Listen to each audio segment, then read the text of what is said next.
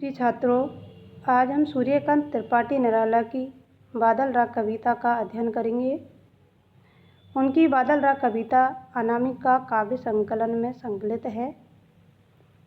इस कविता में लेखक ने आम आदमी के दुख से त्रस्त होकर बादल का आह्वान क्रांति के रूप में किया है।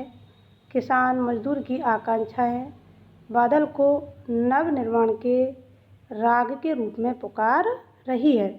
तो यहाँ जो बादल है वह क्रांति का प्रतीक है। उसकी पहली व्याख्या है, तृतीय है समीर सागर पर, अस्थिर सुख पर दुख की छाया, जग के दग्ध हृदय पर निर्दय विप्लव की प्लावित माया, यह तेरी रण तरी भरी आकांक्षाओं से, घन भेरी गर्जन से सजग सुप्त अंकुर, और मैं पृथ्वी के आशाओं से नवजीवन की ऊंचा कर सिर ताक रहे हैं ये विप्लव के बादल। तृतीय का अर्थ है तैरती है। समीर का अर्थ है वायु, सागर समुद्र, अस्थिर चंचल या गतिशील, जग यानी संसार, और दग्ध का अर्थ है जला हुआ या व्याकुल, निर्दयी यानी कि दयाहीन, विप्लव विद्रोह, प्लावित बढ़ी हुई, माया का अर्थ है खेल, रणतरी मानी युद्ध की नौका, आकांक्षा जानते ही हो इच्छा, भेरी गर्जन युद्ध के नगाड़ों की आवाज़, सजग जागृत, सुप्त सोए हुए, अंकुर का अर्थ होता है बीज, और मानी हृदय, और ताकना का अर्थ है देखना, और गर्जन गर्जना करना। ठीक है, तो कभी बादल को क्रांति का प्रतीक मानते हुए संबोधित करते कह रहे हैं, क्या कह रहे हैं देखो, हे क्रांति के दूत बादल, आकाश में तुम ऐसे मंडराते रहते हो जैसे समीर सागर, वायु रूपी सागर पर कोई नौका तैर रही हो। कैसे मंडराते रहते हो कि जैसे वायु रूपी सागर पर कोई नौका तैर रही हो, यह वैसी ही दिखाई पड़ती है। अस्थिर सुख पर दुख की छाया, जिस प्रकार सुखी लोगों के मन में दुख आने की आशंका मंडराती रहती है, संसार के दुखों से जले हुए लोगों की आशा के रूप में तुम्हारा निष्ठुर क्रांति रूपी मायावी विस्तार फैला हुआ है। तो अस्थिर सुख पर दुख की छाया, इन पंक्तियों का भाव यह है कि क्रांति शोषण पर आधारित व्यवस्था को नष्ट कर देती है। इससे उन लोगों का सुख छिन जाता है जो दूसरे के शोषण के कारण धनवान बने हैं। तो शोषक और पूंजीपतियों को क्रांति के कारण अपने सुख साधनों के छिन जाने का भय हमेशा बना रहता है। इस कारण से उनका जो सुख है उसको अस्थिर बतलाया है। जग के दग्ध हृदय पर निर्दयी प्लव की प्लावित माया, जिस प्रकार से बादल वर्षा करके पृथ्वी में ठंडक प्रदान करते हैं, पृथ्वी को शीतलता प्रदान करते हैं, और जो पृथ्वी के या हमारी धरती के अंतर्गत सुप्त अवस्था में पड़े हुए जो बीज है उनमें अंकुर उत्पन्न हो जाते हैं, उसी प्रकार से जो बादल है यानी कि जो क्रांति है वह भी सुप्त पड़े हुए जो मजदूर वर्ग है, शोषित पड़े हुए जो मजदूर वर्ग है, उनके हृदय के अंतर्गत भी एक इच्छा जागृत करते हैं, उनके हृदय के अंतर्गत एक आशा जागृत करते हैं। इसलिए उन्होंने कहा है अनेक प्रकार की आकांक्षाओं से भरी हुई, ठीक है, जग के दग्ध पर निर्दय प्लव की रण तेरी, कि अनेक प्रकार की आकांक्षाओं से भरी हुई है रण रूपी नौका, रण तरी यानी यह रण रूपी नौका अब पानी में डूबी हुई है, और विप्लवी माया संसार के दुखी हृदय पर अपनी बादल रूपी नगाड़े की गर्जना करके डराती रहती है। साथ ही घन बेरी से सजग शुभ अंकुर, कि जिस प्रकार से मैंने पहले बताया कि जो अंकुर सुप्त अवस्था में पड़े हुए थे वे अंकुरित होकर नवजीवन पाने की आशा में सिर उठाकर बार बार तुम्हारी ओर देख रहे हैं। किसकी ओर? बादल की ओर।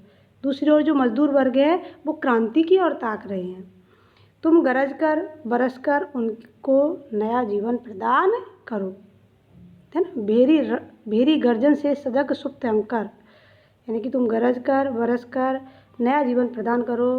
कहने का मतलब यह है कि क्रांति ही दलित शोषकों को मुक्ति और नवजीवन देने वाली है। इसलिए इस मुक्ति को या इस क्रांति को तुम निरंतर बनाए रखो। और मैं पृथ्वी के आशा नवजीवन को ऊंचा कर ताक रहे विप्लव के बादल। अगली जो व्याख्या है, फिर है बार बार गर्जन, वर्षण है मूसलाधार, हृदय थाम लेता संसार सुन सुन घोर वज्र हुंकार, असनीपात से साहित्य उन्नत सत सत वीर, छत विछत हत अचल शरीर, गगन स्पर्शी स्पर्धाधीर, हंसते हैं छोटे पौधे लघुभार, शस्य अपार हिल हिल खिल खिल, हाथ हिलाते तुझे बुलाते, विप्लव रब से छोटे ही शोभा पाते।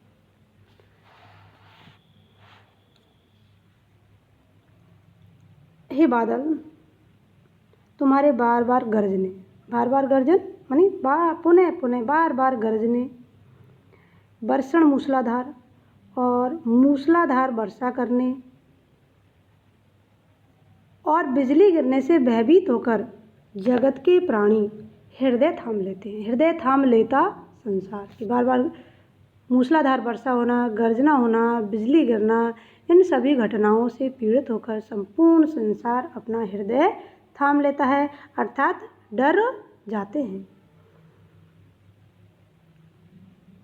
असनीपात से सैन्य उन्नत सत सत वीर अनेक।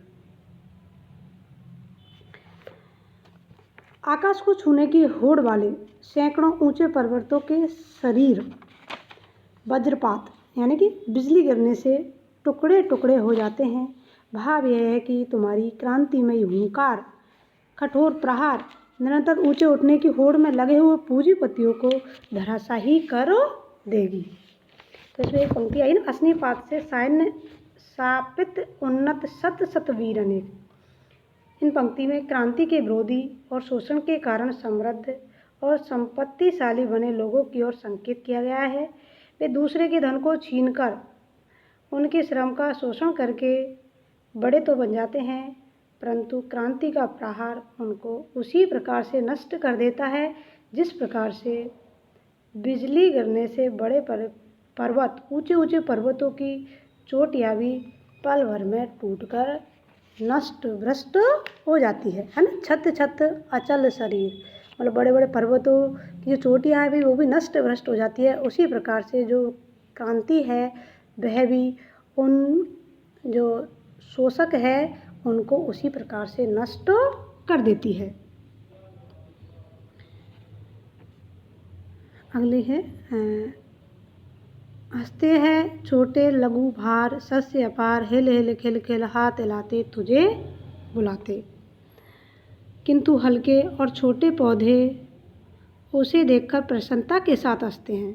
ठीक है, हंसते हैं छोटे पौधे लघु भार, उसे प्रसन्नता के साथ देखकर हंसते हैं, और छोटे छोटे हरे भरे पौधे प्रसन्नचित्त होकर हिलते हैं और हाथ हिलाकर तुझे बुलाते हैं। इस प्रकार वो हिल हिलकर ऐसा लगता है मानो हाथ के माध्यम से तुम्हें बुला रहे हो।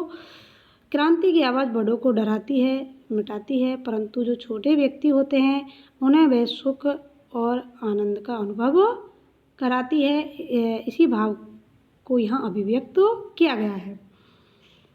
तो उन्होंने कहा गगन स्पर्धाधीर, तो मतलब जो प्रतिस्पर्धा में लगे हुए हैं कि जो समाज में जो संपन्न व्यक्ति है, पूंजीपति वर्ग है, इसका प्रतीक है, और वे समाज की अपार संपत्ति पर अपना अधिकार मानते हैं और जो आम जनता है उनका वो शोषण करते हैं।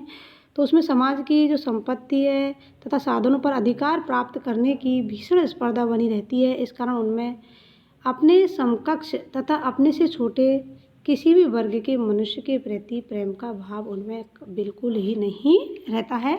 तो जो क्रांति है वह उन्हें ही डराती है, जबकि जो इसमें आया ना लघु पौधे भार, मतलब जो छोटे व्यक्ति होते हैं, आम व्यक्ति होते हैं, उस क्रांति को देखकर वो प्रसन्नचित्त हो जाते हैं, क्योंकि उन्हें लगता है कि यह क्रांति ही हमें क्या देगी, मुक्ति प्रदान करेगी। ठीक है, हाथ हिलाते तुझे बुलाते विप्लव के छोटे ही शोभा पाते। इसलिए ये हाथ हिला लाकर तुम्हें बुला रहे हैं, क्योंकि जो क्रांति है वह छोटे लोगों को ही शोभा देती है और वह क्रांति उन छोटे लोगों की उन्नति का प्रतीक है और उनकी जो शोषण की जो बेड़ियां हैं उनको काटने का प्रतीक है। शोषितों को नवजीवन देने के लिए यहाँ बादल का आह्वान किया गया है। क्रांति संपन्न, समर्थ और सुविधाभोगी वर्ग उसके विशेष अधिकार को छीन लेती है और समाज के दलित और शोषित को नवजीवन देकर उन्हें उन्नत करती है, उन्हें पुरस्कृत करती है। तो इसी प्रकार के भाव की अभिव्यंजना इन पंक्तियों में हुई है। तो संसार शब्द यहाँ समाज के धन संपन्न शोषक वर्ग का प्रतीक है। बादल का गर्जन वर्षण क्रांति को सूचित करता है, जो संपन्न वर्ग में अपने साधनों के छिन जाने का भय पैदा करता है। ठीक है। और जो छोटे पौधे बादलों के गरजने बरसने से प्रसन्न होते हैं, वे खिल खिलकर हिल हिलकर हाथ हिलाकर बादलों को अभिनंदन करते हैं, उनसे प्रार्थना करते हैं। तेज वर्षा बड़े वृक्षों को तो झुका देती है, लेकिन वो छोटे पौधे को जीवन देती है। इसी प्रकार से जो क्रांति है वो बड़ों को झुका देती है और छोटों को प्रसन्न कर देती है। ठीक है, धन्यवाद।